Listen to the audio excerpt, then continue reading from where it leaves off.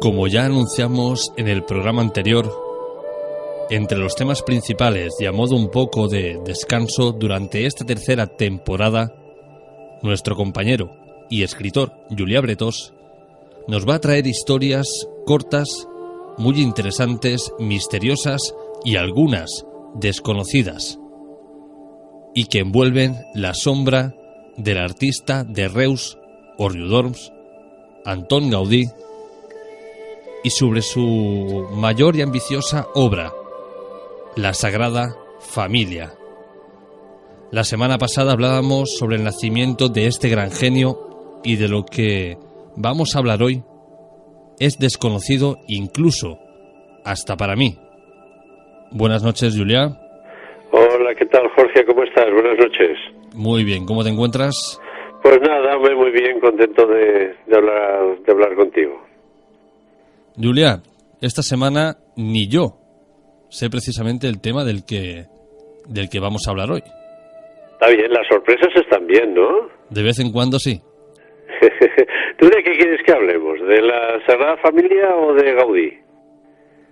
Venga, va, esta semana elegiré la Sagrada Familia. Muy bien, pues fantástico. ¿Y de qué prefieres hablar? ¿Del pasado o del presente? Del pasado. Del pasado. Pues mira, vamos a hacer lo siguiente. Yo no tenía fácil las preguntas que te he hecho, porque mira, vamos a hablar del pasado, del presente, del futuro, y además vamos a hablar de Gaudí, de la Sagrada Familia, incluso de los vecinos. ¿Qué te parece? Bueno, si da tiempo, de lo que haga falta. Hay muchas cosas. Venga, un poquito así rapidito. La verdad es que la semana pasada me diste pie, me preguntaste al final por la conclusión de las obras de la Sagrada Familia, que incluyen una escalinata que se tiene que construir sobre la calle Mallorca y llegar hasta un edificio que hay ahora construido. Y entonces, a partir de aquí, la verdad es que este tema da mucho juego. Hay muchas cosas curiosas y que las podríamos comentar hoy, si te parece bien. Perfecto. Vamos a ver, quizás, hombre, antes de hablar del presente, pues vamos a hablar del pasado, para ponernos en contexto. Hay que pensar que la Sagrada Familia, para comenzar, no estaba pensado construirse donde está hoy. De esto ya hablaremos en otro programa. Pero bueno, las obras en esa época no era Barcelona, es decir, donde hoy está la Sagrada Familia, aquello no pertenecía a Barcelona, pertenecía a Sant Martí de Provençals. Era una zona entre Barcelona y Sant Martí, una zona que se llama el Poblet, granjas, una zona bastante abandonada. De hecho, difícilmente hoy queda nada que refleje el Poblet. Sí que hay una bodega tenía que ser, que conserva el nombre de Poblet.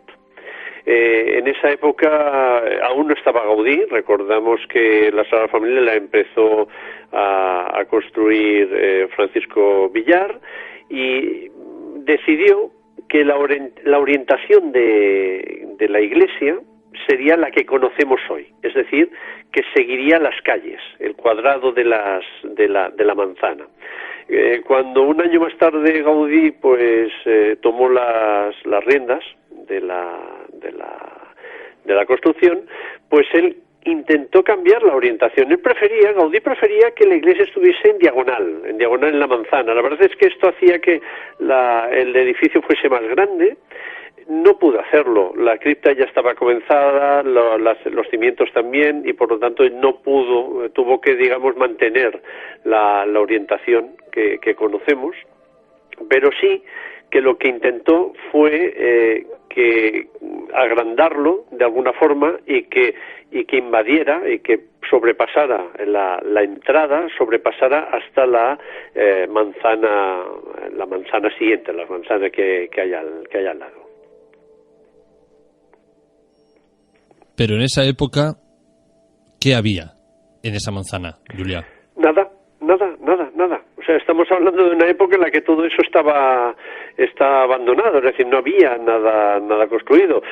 Sí que crecía el Eixample, El Eixample crecía, pero bueno, aún no había llegado hasta allí. De hecho, a ver, es en 1903 cuando Gaudí llega a un acuerdo verbal con el ayuntamiento, propone varias soluciones, algunas de ellas, o sea, la gracia de Gaudí es que lo que quería era que se viese desde lejos, entonces propone unas visuales que permiten ver la Sagrada Familia desde lejos. Hay varios planes urbanísticos, en el 1907, León Jausely, después Romeu Porcel, 10 años más tarde. De hecho, todos estos planes urbanísticos pues no complacían a Gaudí, se presentaron varios recursos. Hay que pensar que, por ejemplo, lo que hoy se llama la Avenida Gaudí, no sé si tú conoces la zona, pero estamos hablando de la avenida que nace en la Sagrada Familia y que llega hasta el Hospital de Sant Pau, que es una avenida amplia en diagonal, que ya permite ver desde lejos la Sagrada Familia. Bueno, pues esta avenida, el planteamiento de esta avenida nace de estos planes. Sí que es cierto que entre plan y plan pues empezaron a construir almacenes en estas manzanas, digamos, problemáticas, almacenes que llegaban hasta la diagonal. Hubo un plan comarcal en los años 50, pero bueno, aquí llegamos al año 73, que es el momento en donde, digamos, que comienza a liarse todo. En ese momento hay almacenes.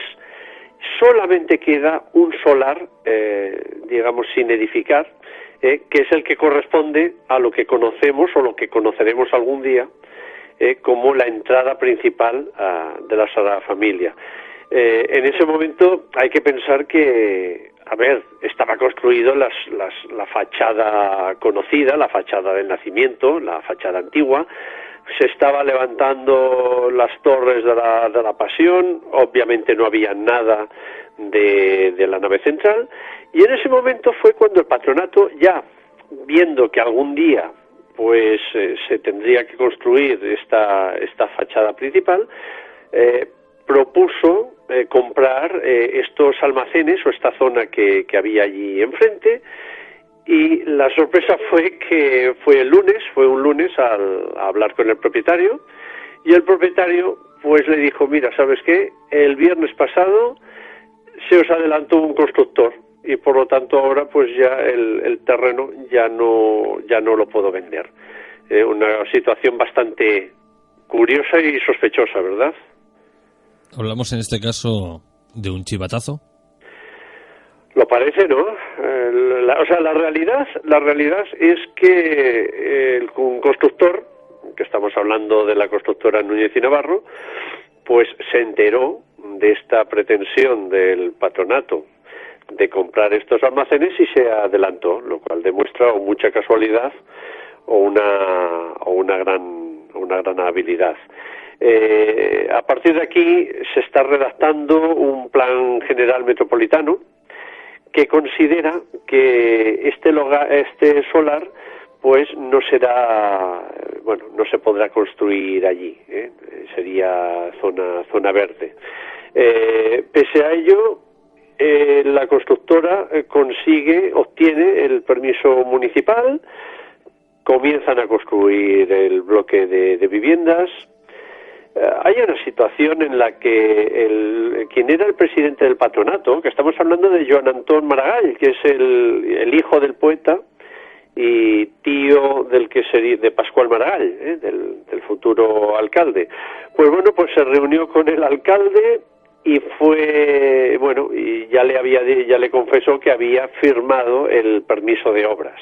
De hecho, no sé si te suena, no sé si tú has visto un reportaje que hubo en TV3 no hace mucho, en donde que hablaban de la cuenta atrás en la construcción de la Sagrada Familia, en donde el propio arquitecto Bonet, Jordi Bonet, que en ese momento pertenecía al patronato, pues explicaba que que el mismo alcalde ya le había dicho pues que había hecho el gesto del egipcio, ¿no? El gesto de recibir dinero, Y el alcalde dice, oye, ¿y qué quieres que haga yo?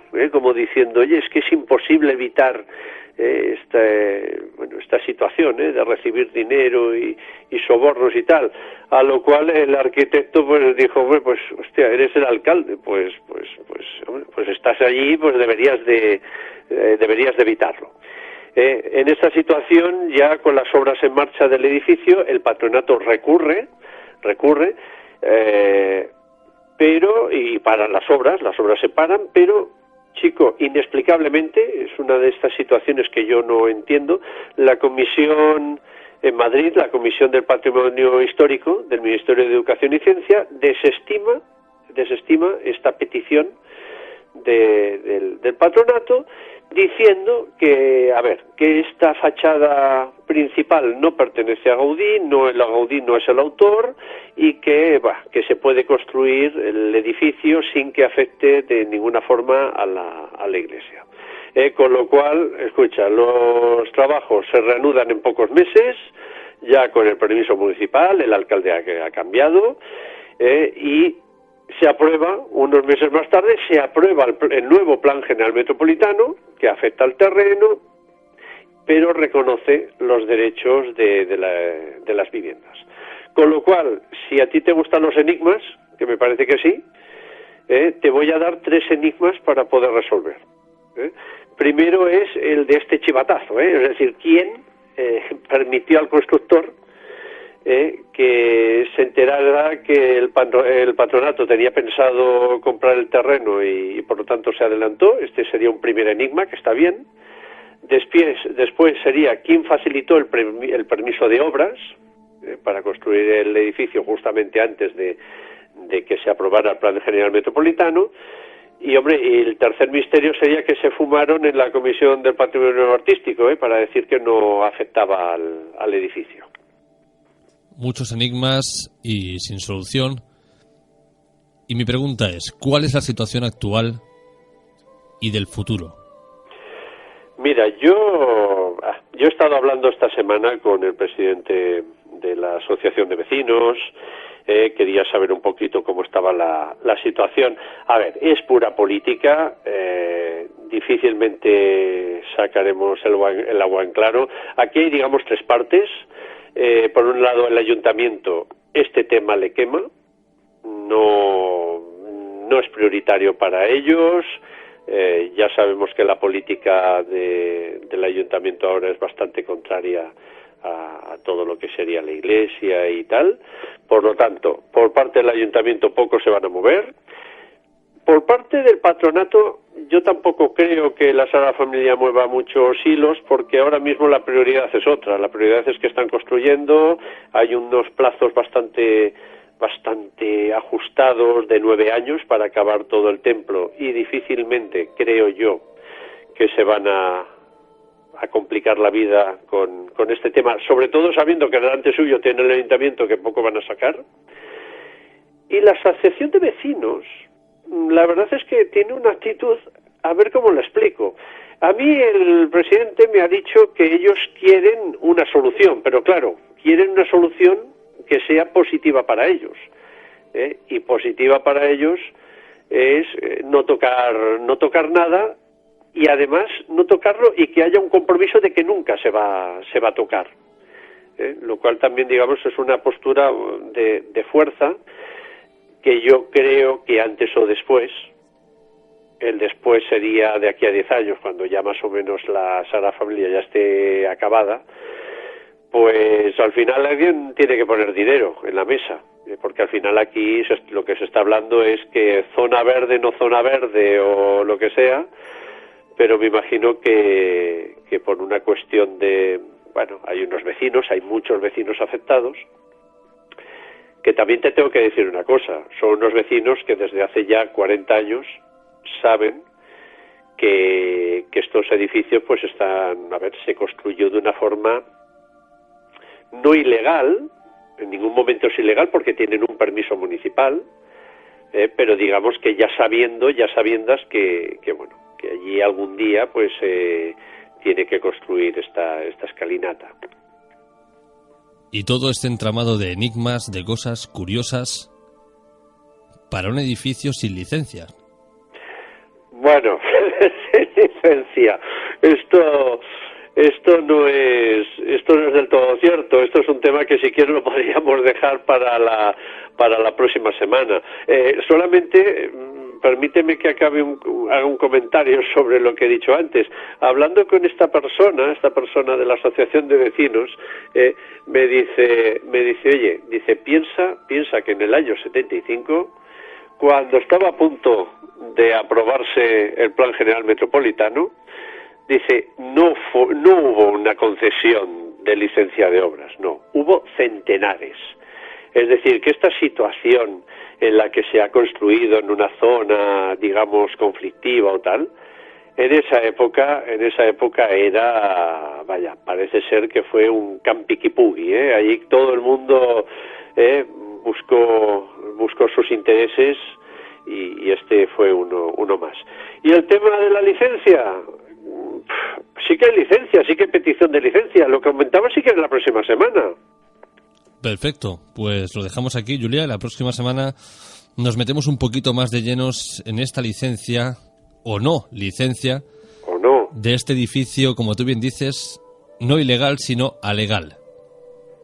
¿Tú qué querrás hablar? ¿Del presente, del pasado o del futuro? Bueno, tengo de momento 7 días para pensármelo.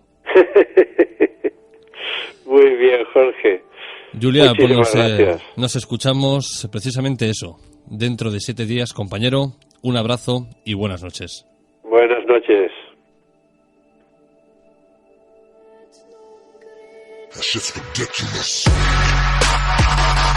Informe Enigma.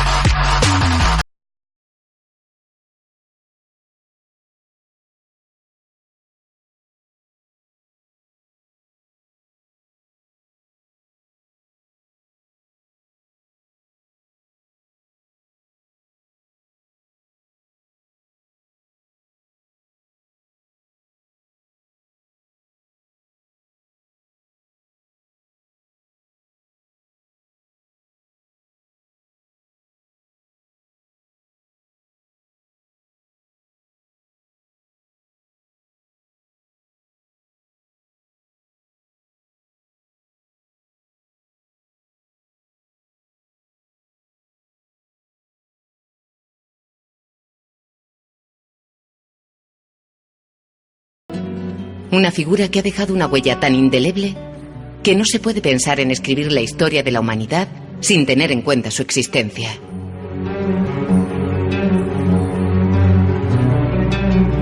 Pero ¿quién fue Jesús de Nazaret? ¿Era verdaderamente el Mesías, el Hijo de Dios? En todas las épocas de nuestra historia se ha intentado descifrar el enigma de Jesús. También hoy nosotros intentaremos descubrir algo más de este misterio.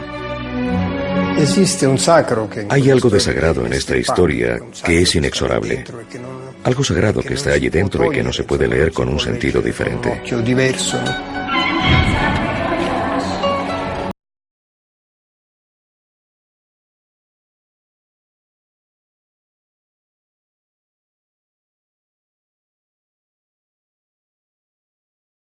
En la Biblioteca Vaticana se conservan algunos de los documentos más significativos de la antigüedad que han llegado hasta nuestros días.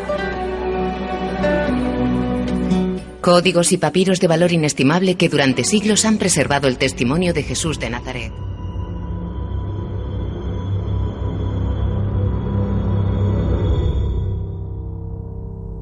Y llegamos a la tercera parte del programa con un tema realmente escalofriante, ya no solo por el título, sino por todo lo que conlleva.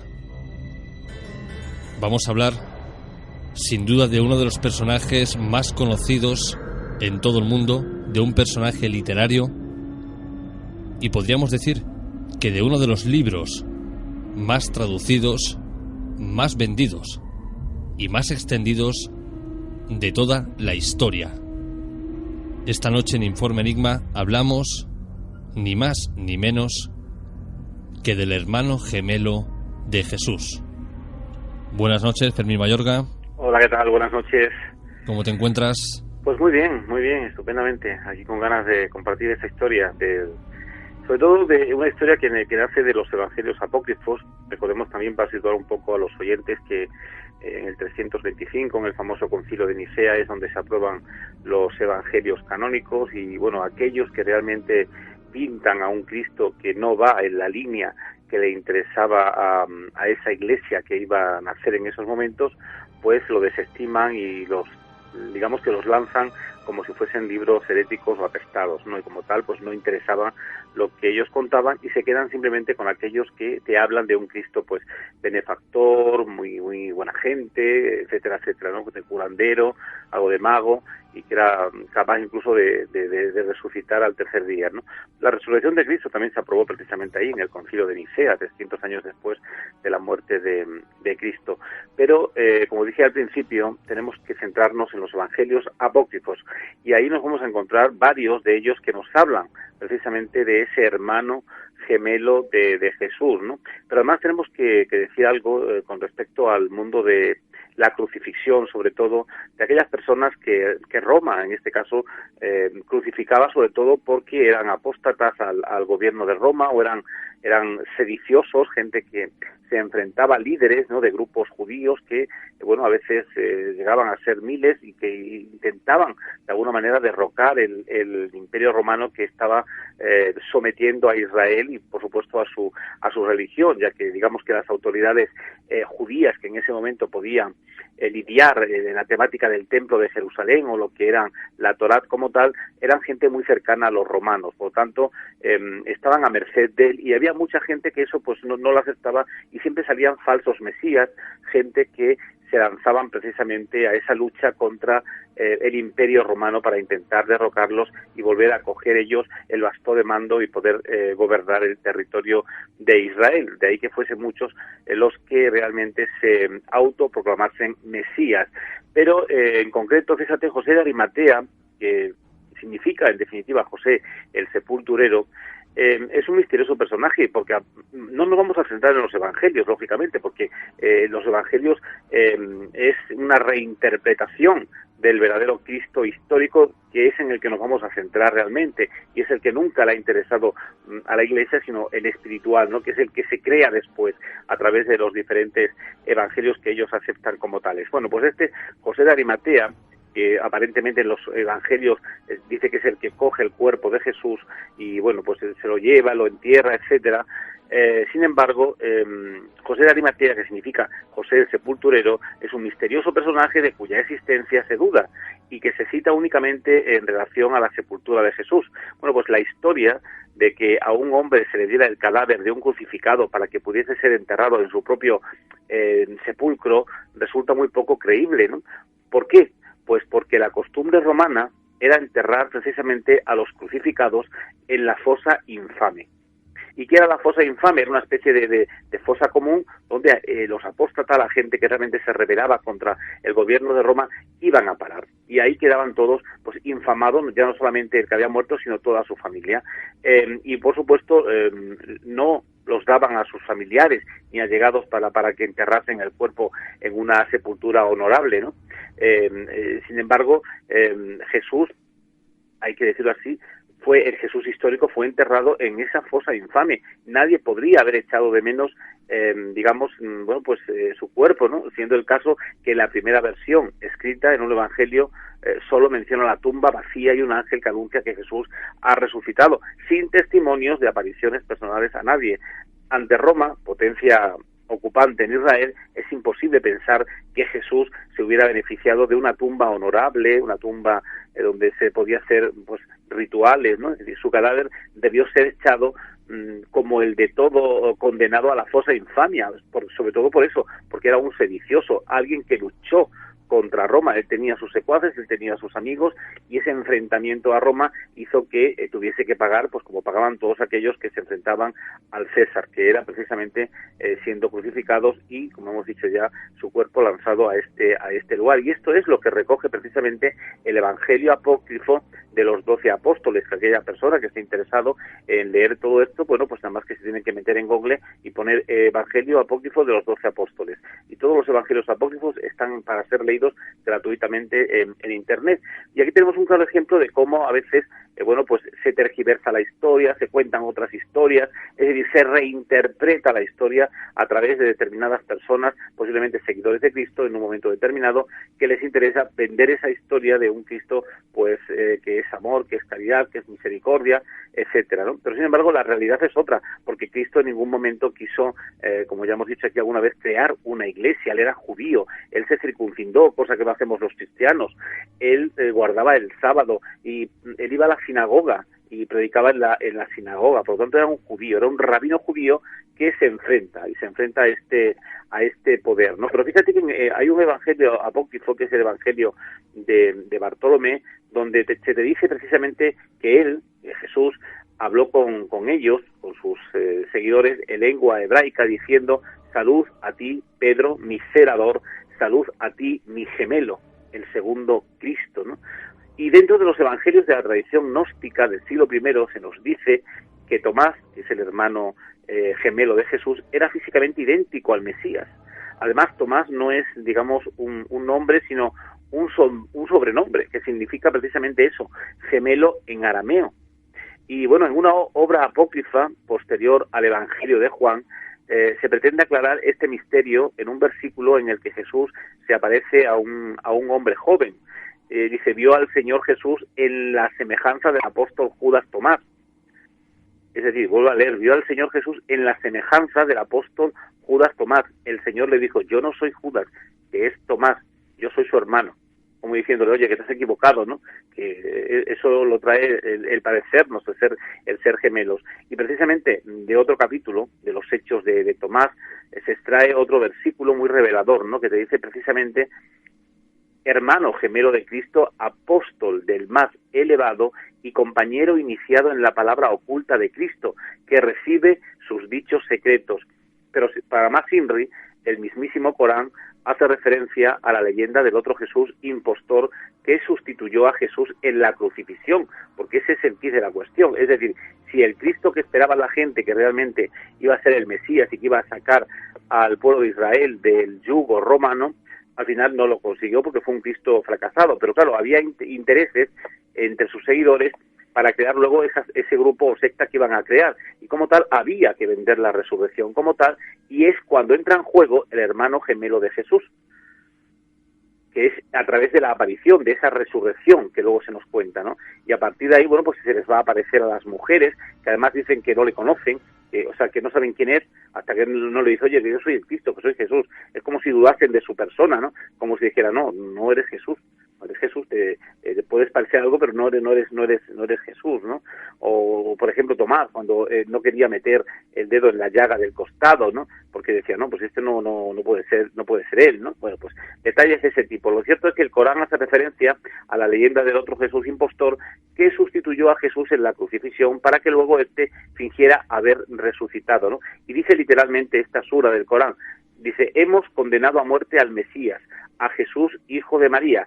No lo han matado, no lo han crucificado. Un hombre que se le parecía fue puesto en su lugar, y los que disputaban sobre esto han estado ellos mismos en la duda. Eso te lo dice la sura 4, 156 del Corán.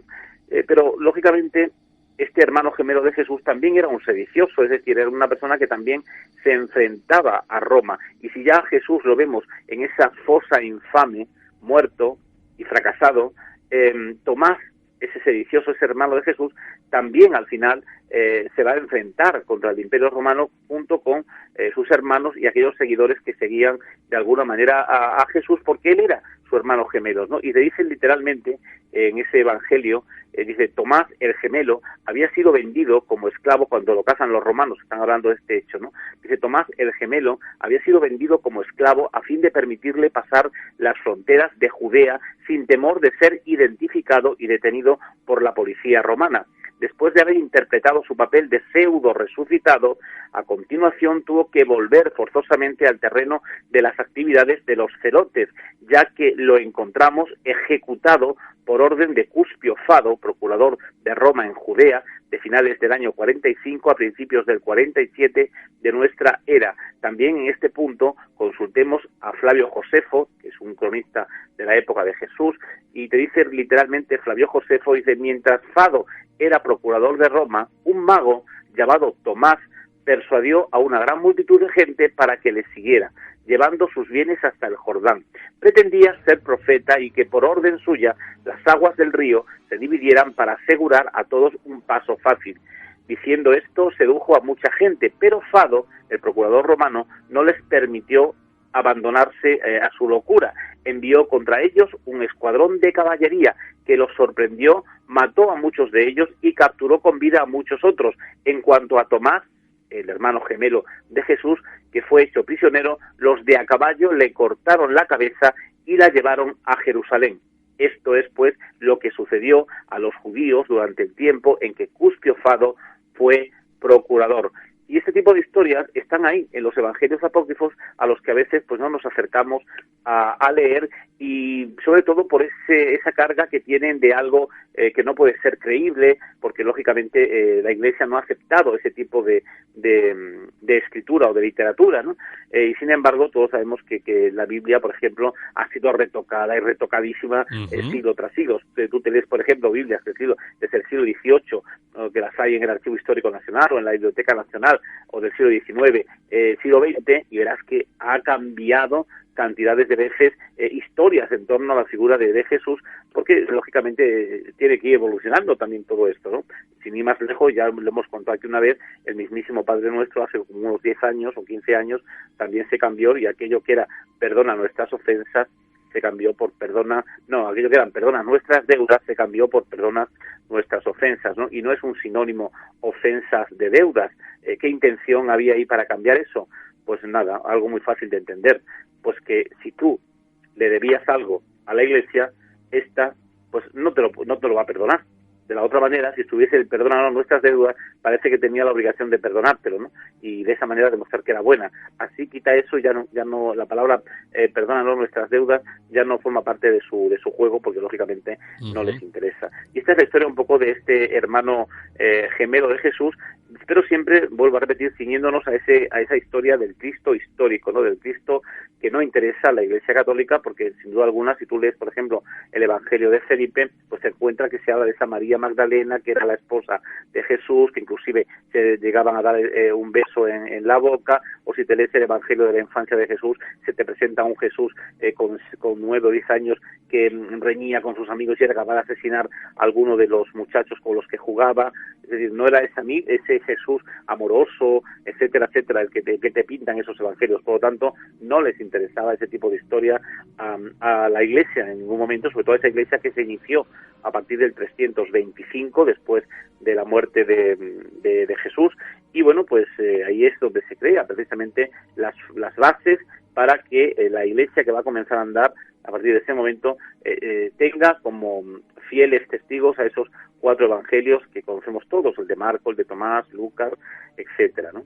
Así que no sé qué tal se te queda el cuerpo con esta historia del hermano gemelo de Jesús que te vienen en esos evangelios apócrifos. Se me queda un poquito extraño, y precisamente te quería preguntar esto, Fermín, si en el año 325 después de Cristo, en el Concilio de Nicea, se reúnen a todas las sectas, porque así se le llamaban, las sectas cristianas, y les hacen escoger entre todos los evangelios, ¿por qué no quedarse con este que habla del hermano de Jesús?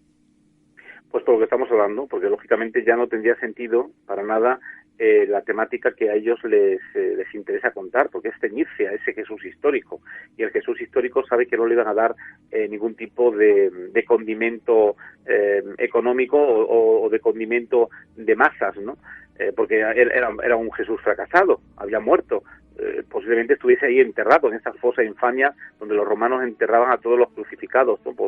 Precisamente por eso, por ser hombres infames. Por lo tanto, había que reinterpretar la historia de Jesús, y precisamente, bueno, pues a partir de ese momento es cuando se crea, a partir de, bueno, pues de finales de los años 60, 50, 60, Pablo es el primero que va a escribir la historia de Jesús sin conocer a Jesús, porque él no conocía a Cristo, y sin embargo, bueno, pues a través de personas que le comentaban y le hablaban, pues él iba escribiendo, y luego lógicamente escribiría en función de aquello que a él le interesaba escribir. Y a partir de ahí, otros evangelios que vienen a posteriori, que vienen ya pues casi 70 años o 130 años después, ¿no? Por lo tanto, son interpretaciones que hacen ciertas personas de ciertas leyendas que se han escuchado, ¿no? Y que se han oído, y en función de eso pues escriben esos evangelios que sí son aceptados por la Iglesia, pero tú fíjate que esto es curioso, lo vamos a decir. Jesús no escribió nada, es decir, no dejó escrito absolutamente nada.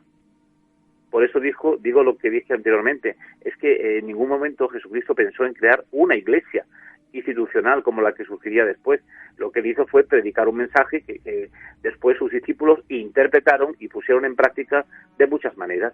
Una de ellas fue precisamente, pues la creación de una institución que se llama Iglesia, pero que eso surge 325 años después. Y además en ese concilio de Nicea es donde se aprueba también la resurrección de Cristo y la virginidad de María. Yo sigo creyendo que un Jesucristo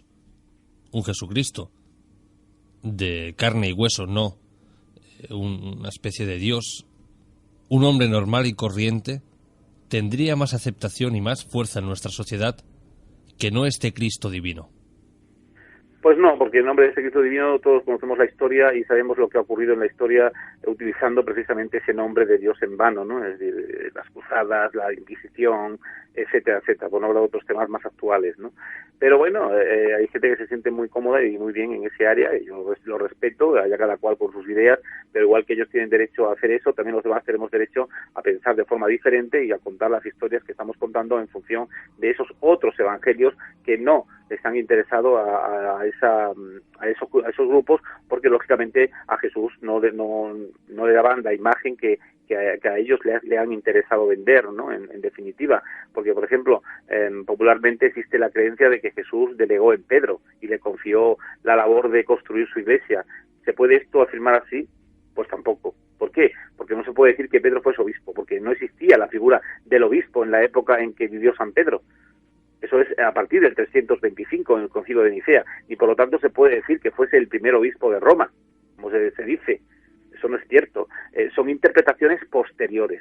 En algunos evangelios, como en el de San Mateo, por ejemplo, se ponen en boca de Jesús algunas frases que posteriormente fueron interpretadas, sobre todo por los obispos de Roma, como un mensaje para poner en manos de Pedro la dirección de la Iglesia.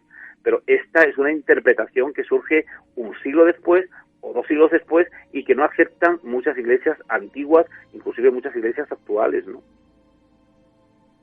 La Iglesia parece que no acepta nada, sin embargo, hace poco, y aquí sí que pido perdón por mi ignorancia, desconocía que no hace mucho tiempo se cambió la norma de que los curas no podían tener mujer, porque hasta hace bien un periodo corto en el tiempo los clérigos tenían esposa e hijos.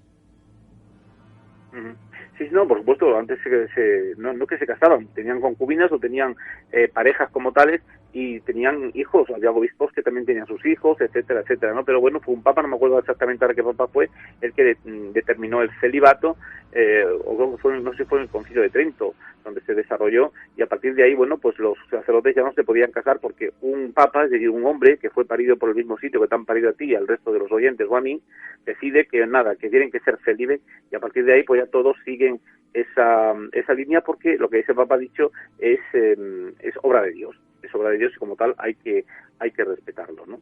Por eso luego Lutero rompe con la Iglesia Católica, amén de otras muchas historias, por eso, porque no aceptaba ese tipo de comportamientos que luego al final pues daba en lo que daba, en que se dedicaran pues a eso, a verse por los prostíbulos más oscuros de las diferentes ciudades, visitando a las mancebías o bueno, practicando la pederastia, porque lógicamente tienen derecho a desahogar su naturaleza sexual, porque son hombres que, como tú y como yo, que han sido paridos por el mismo sitio. La única diferencia es que han estudiado una determinada digamos carrera, si se puede llamar, que es la teología, ¿no? Pero claro, la religión es una pseudociencia, no es algo, digamos, histórico, ¿no? Porque es algo que no se puede demostrar, por lo tanto es pseudociencia, y aquellos que piensen que es historia, pues no, la verdadera historia es la del Jesús histórico, la que nos cuenta Flavio Josefo, la que nos cuentan otros muchos cronistas de la época, pero la otra no. Lo otro es simplemente interpretaciones que se han creado en torno a ese Cristo histórico que posiblemente, como cuentan los evangelios apócrifos y como era la realidad de Roma, todo crucificado estaría en la fosa infame. Y ahí seguro estaría y debe de estar el Cristo que en su día fue crucificado. Lo que es innegable, Fermín, es que la Iglesia parece que se va actualizando, que va cambiando, que cada 2 por 3 nos vende una versión diferente. ¿Con qué fin? Ahí está el gran interrogante. Pues sí, ahí está el gran interrogante de toda esta historia, ¿no? Pero por eso yo siempre invito a la gente a que lea y que lea los evangelios apócrifos, que son necesarios para poder comprender toda esta historia, ¿no? Y es cierto que cuando la Iglesia tenía tenencia de poder estaba prohibido totalmente leer este tipo de evangelios, no corrían porque eran libros heréticos y como tal pues no se podían leer, pero hoy en día sí se pueden leer, ya os digo, están en internet todos los libros, todos los evangelios apócrifos y perfectamente se pueden visualizar y como tal, bueno, pues aprender con ellos, ¿no? Y saber un poco también esa otra historia de ese otro Jesús que es la que nunca se nos ha querido contar, ¿no? Y también tiene pues derecho a ser contada, ¿por qué no? Los evangelios refieren insistentemente la duda y la inseguridad, ¿no?, de los apóstoles. Por ejemplo, las primeras en ver al resucitado sin preverlo son mujeres. El relato de Marcos es un añadido del siglo II, por ejemplo, donde aparece eso de las mujeres que ven a Cristo. Y esto es una leyenda, lógicamente, que se cuenta, porque el Evangelio es un añadido como tal del siglo II, según los grandes historiadores de la época, que están perfectamente identificando todo ese tipo de historias. Dice que copia una leyenda griega que refleja Herodoto, ¿no? Por ejemplo, Jesús volvería a aparecérseles a los discípulos algunas veces más, sobre todo en Juan. Y de creer las palabras del Jesús evangélico, los discípulos, por ejemplo, te dicen, ya sabrían de antemano que resucitaría, pues lo había predicho.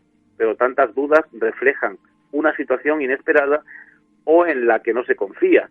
Y siguiendo precisamente el relato de los evangelios, los apóstoles no creyeron a Jesús, no lo entendieron hasta después de su muerte. Algunos hasta llegaron a dudar, ¿no? Nada de lo que Jesús hizo o dijo en vida quedó registrado por escrito. Es lo que yo te dije anteriormente. Es decir, él no quedó escrito absolutamente nada. Todo se escribe después, a través de leyendas, a través del boca a boca, porque no había como hoy copistas que pudiesen copiar realmente, a no ser que fuesen estos cronistas como Fray Josefo, ¿no? Pero el pueblo que era analfabeto, que era inculto, que era fácil de llevar, simplemente lo que hacía era seguir a alguien que sabía que se iba a enfrentar a Roma, que iba a destruir a ese imperio que estaba de alguna manera bueno, pues atacando al pueblo de Israel y quitándoles quizás sus riquezas, ¿no? Y violando algunas de sus tradiciones. Bueno, pues esos falsos mesías nacían por doquier en todo momento, y esos enfrentamientos con Roma estaban ahí. Por eso todos fueron unos fracasados, porque cuando Jesús realmente existió, Roma siguió, y Roma siguió prácticamente 300 años más. Por lo tanto, fue un fracasado en todo momento. No consiguió absolutamente nada. Uh-huh. El pueblo de Israel siguió estando subyugado. Los judíos siguieron estando subyugados a Roma. Fermín, como siempre, agradecerte que nos hayas traído esa otra historia que no se nos cuenta, y en este caso que tiene un título tan peliagudo como El hermano gemelo de Jesús.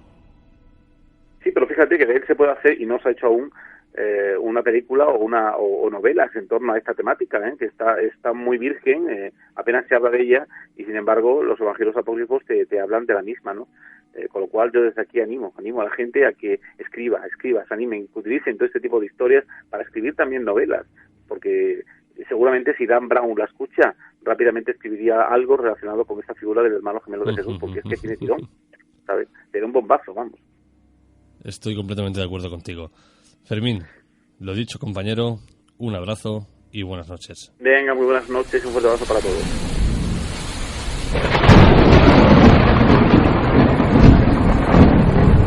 Jorge Ríos, Informe Enigma.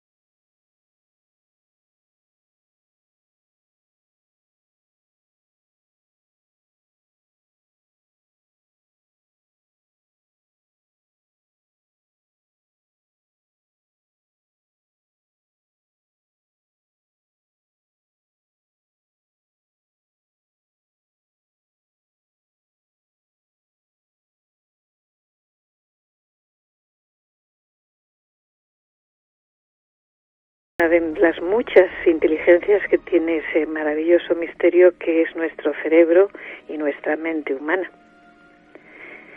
que es la que nos da la capacidad de movernos, de obtener lo que queremos.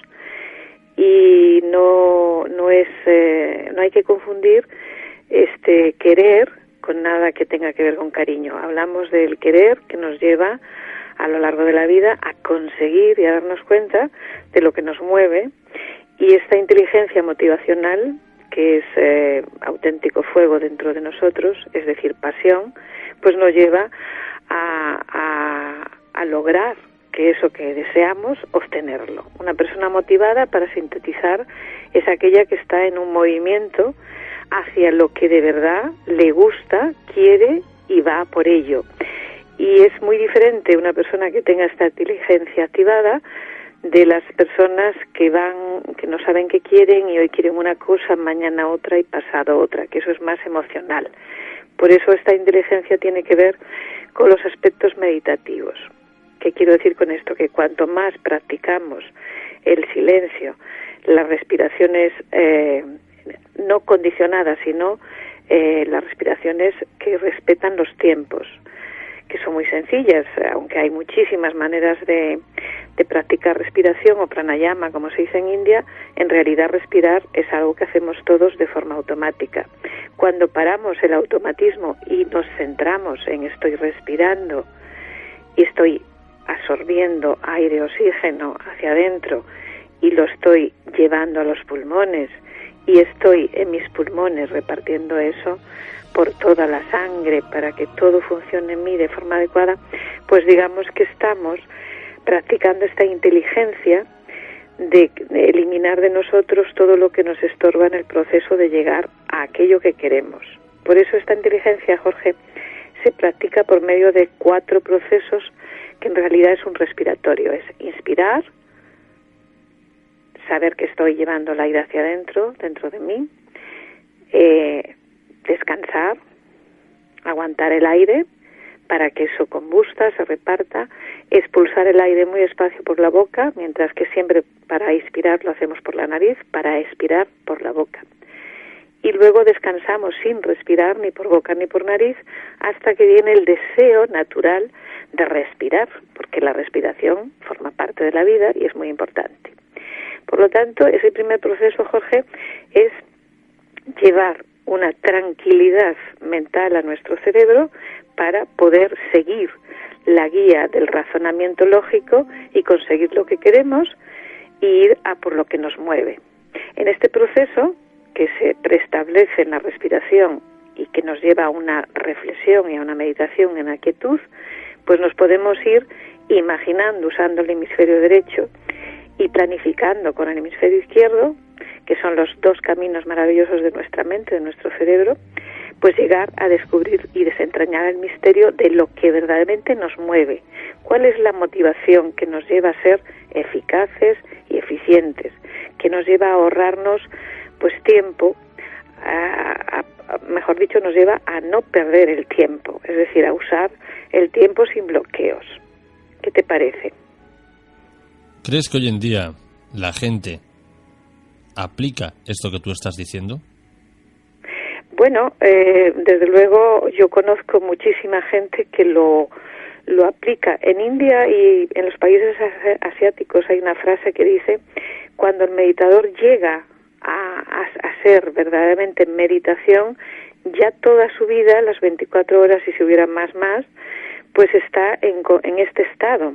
¿Qué estado? Pues el de experimentar de verdad la conciencia de estar aquí y ahora, no en el pasado, que ya pasó y por lo tanto no nos sirve de nada volver a él, y menos si es doloroso, no en el futuro, que es imprevisto, impreciso y que nadie podemos averiguar qué pasará en el futuro, porque todo futuro, Jorge, depende del momento presente y cómo enfoquemos desde el pasado.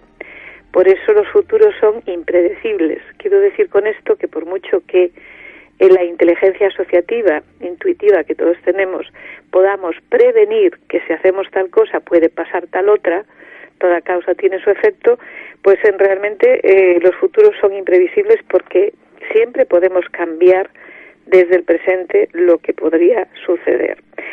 Y esto lo sabemos todos, lo que pasa que no siempre estamos preparados para escuchar esta voz interna, que es esta inteligencia múltiple que tenemos dentro de nosotros, que nos puede de alguna forma reprogramar, ya que nuestro cerebro es un gran ordenador biológico, igual que tú programas tu ordenador para ciertas cosas, pero tu ordenador tiene una RAM y una fase que, bueno, de alguna forma ya viene preparado. ¿Qué quiero decir con esto? Que cualquier persona que quiera meditar no tiene más que aprender a respirar conscientemente. Es la base sobre la que se estructura todo el campo de la meditación. Hay personas que les cuesta mucho entrar a la meditación porque no han hecho este primer paso de respirar conscientemente y acostumbrar a la mente a que todos esos miles de pensamientos que se nos vienen encima cuando paramos, pues pasen como nubes y no les prestemos atención.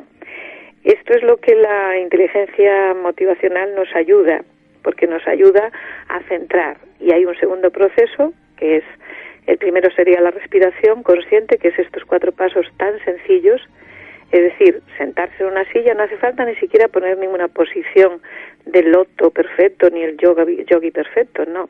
Simplemente sentarse en una silla, aquietar el cuerpo, pararlo, poner las manos relajadas, estar lo más distendido posible, y eso se consigue respirando.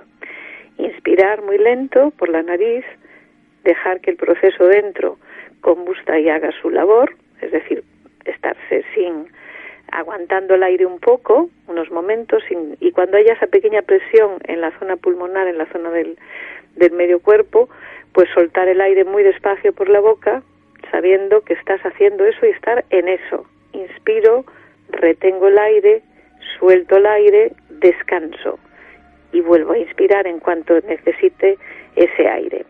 ¿Qué se consigue con esto, Jorge? La gente que lo ha hecho me ha contado que a los pocos días de hacerlo pues era capaz de estar más tiempo en la inspiración del aire y por lo tanto llevar a los ventrículos izquierdos toda la sangre que está cargada de toxinas y que salga por el ventrículo derecho pues saludablemente esa sangre cargada de buen oxígeno para regenerar todas las arterias y todas las venas y todo el cuerpo. Fíjate qué importante es eso, ¿no? Te voy a formular la pregunta de antes, pero de otra manera. ¿Crees que si la gente aplicara más a menudo esto que tú estás diciendo, su vida sería más tranquila y con menos estrés, que ya tenemos suficiente con este día a día?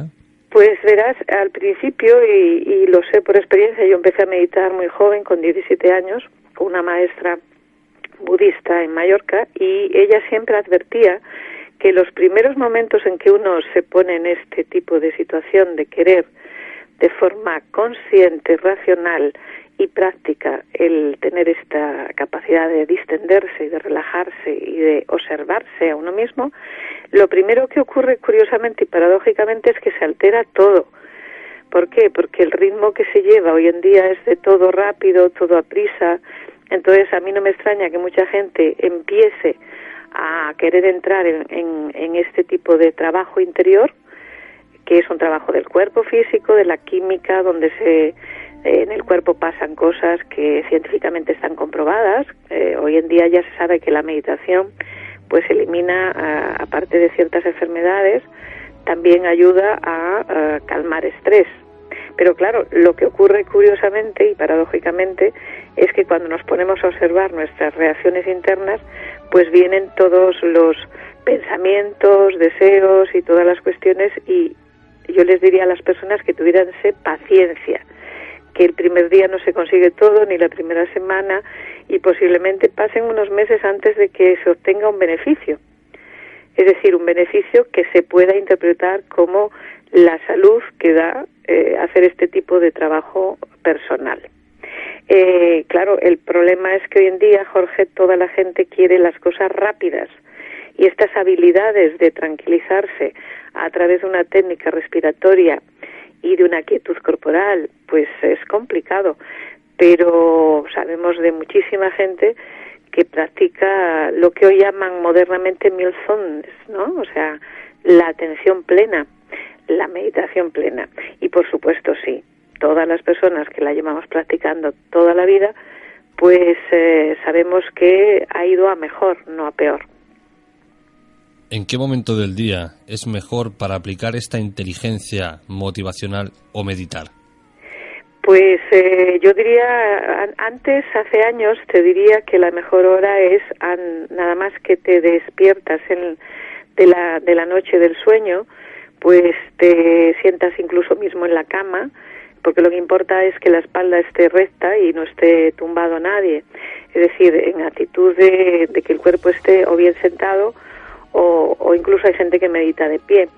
Pero que no es meditar tumbado, no es lo adecuado. Eso se llama dormitación, no meditación.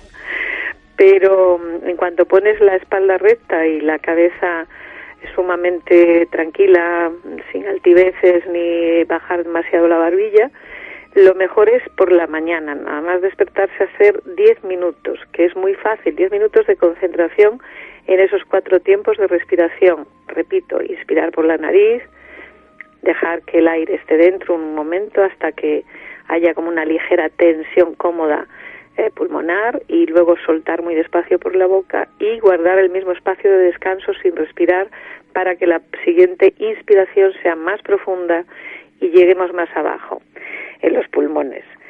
Entonces la mejor hora, pues cuando uno pueda, pero la recomendada pues al amanecer y al atardecer. Son las 2 horas que mi maestra budista pues recomendaba que empezáramos a meditar, a relajar, porque eso nos prepara para el día. La primera de la mañana nos prepara para estar atentos y nuestro cerebro despierto y nuestra sangre oxigenada pues nos va a llevar a mayor atención a lo que hagamos durante el tiempo que estamos en la vigilia. Y por el atardecer, porque así como el sol se oculta para aparecer por otro lado, pues así nosotros nos vamos hacia adentro para descansar mejor. Y la verdad que la gente que hace esto 2 veces al día, diariamente, durante bastante tiempo, pues me han contado y me cuentan que notan muchísimas mejoras en cuanto a salud, en cuanto a fortaleza y sobre todo, Jorge, en cuanto a capacidad de soportar lo que luego suceda en el cada día. Hay más tranquilidad y por lo tanto hay más capacidad de que esta inteligencia motivacional vaya realmente a lo que se quiere y no a lo que se ansía. Muy importante lo que acabas de decir. Sí, muy importante porque nos perdemos muchas veces en conceptos. Antes se pensaba o se piensa incluso hoy que tener deseos propios y querer algo concreto para uno pues era cuestión de egoísmo. No, el querer del que hablo no tiene nada que ver con el egoísmo, es decir, uno desea lo mejor de la existencia para uno y eso hace que uno al sentirse bien pues también aporte ese bien a los demás. Es como, esa inteligencia es para mí como el fósforo, ¿no?, en el cerebro que se necesita para poder activar la inteligencia y el razonamiento y que nuestra neurocorteza funcione adecuadamente, ¿no? Así es. Digamos que la meditación es uno de esos fósforos. La relajación antes de la meditación es lo necesario para que se pueda en nuestro cuerpo evaluar bien las cosas. Es decir, ¿cómo te relajarías? Pues os lo digo rápido. Yo primero le digo a la persona que apriete los puños, que apriete los pies, los dedos de los pies, que ponga todo su cuerpo en tensión, que apriete mandíbula y cuando el cerebro ha vivido toda esa tensión insoportable, soltamos. Y entonces, porque había gente que me dice muchas veces, yo es que no me sé relajar. No, perdón, no sabes que estás tenso, pero vas a enterarte poniendo la atención en la tensión. Para eso tensionamos, apretando puños, apretando los deditos de los pies, apretando músculos, apretando esfínteres hacia adentro, apretando mandíbula y cuando tú estás en eso unos minutos, sueltas y dices, ¡ay, qué relax! ¿Ves? Y el cerebro dice, ¿ves? Como si sabes relajarte, porque hay mucha gente que... El otro día, y esto es muy interesante, Jorge, me decía un amigo dentista que en los últimos años está viendo que hay muchísimo bruxismo, y esta palabra no tiene nada que ver con cosas paranormales. El bruxismo es que mucha gente por la noche se come los dientes, aprieta la mandíbula y está haciendo una tensión tremenda porque por el día ha vivido momentos muy tensos y a la noche todo va a responder a aquello que se vivió durante el día. Por eso algunos sueños tienen que ver con lo que pasó durante el día. Como ves, la meditación y la relajación lo que ayudan es a controlar desde la neurocorteza todo el campo del cuerpo y de las situaciones del cada momento. Una persona que está relajada va a poder responder con atención plena a situaciones incluso de mucho peligro. Pero no muy relajada del todo. No, claro, no, aparte que nunca va a haber un relax que sea negativo, que sea total. Incluso las personas que han practicado hipnosis clínica, hipnosis seria, pues cuando les han puesto en ese contexto de estar sofronizados, absolutamente relajados, para trabajar con el cerebro y profundizar en lo que hay ahí, pues tienen un punto de atención, y eso en los aparatos que miden las fases del cerebro, las ondas del cerebro, pues se ve perfectamente que hay, incluso durmiendo muy profundo, en la fase más profunda, que es la fase REM, si algo pasa, te despierta rápido. O sea que nuestro cerebro está constantemente despierto. Otra cosa es que esté claro y lúcido para las situaciones. O sea que siempre el nivel de defensa de nuestro primer cerebro básico de supervivencia es muy potente.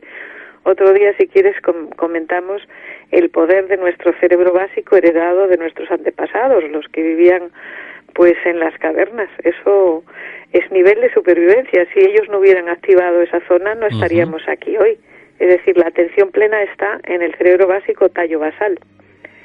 Luego todo el cerebro, por supuesto, responde a esa orden de la vida, de la supervivencia, de estar atentos, y por eso hay personas que se salvan de situaciones. Pues el otro día una persona me contaba que con la nieve se le había ido el coche y en ese momento se puso a respirar de forma tranquila y dijo, bueno, tengo que coger este volante y llevar esto porque me juego la vida. Y ese respirar tranquilo, pues, y ese saber respirarse de esa manera le ayudó a estar sin miedo a matarse. Fíjate qué importante es tener atención plena y respiración consciente, que son los pasos previos a toda profunda meditación. Sin estos pasos previos es complicada la meditación. Hay gente que llega, se sienta, ya se pone con los ojos cerrados y ala, quiere sentir el nirvana.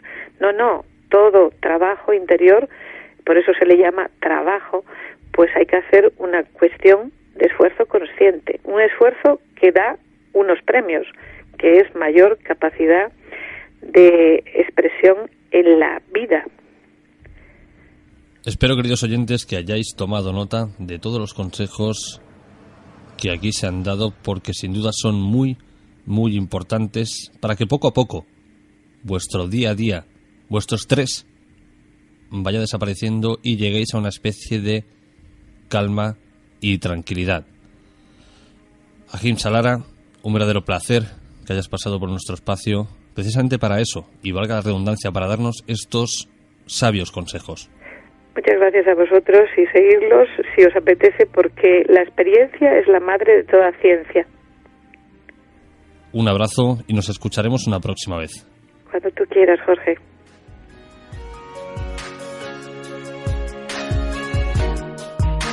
Y con esto, queridos oyentes, llegamos al final del programa de hoy.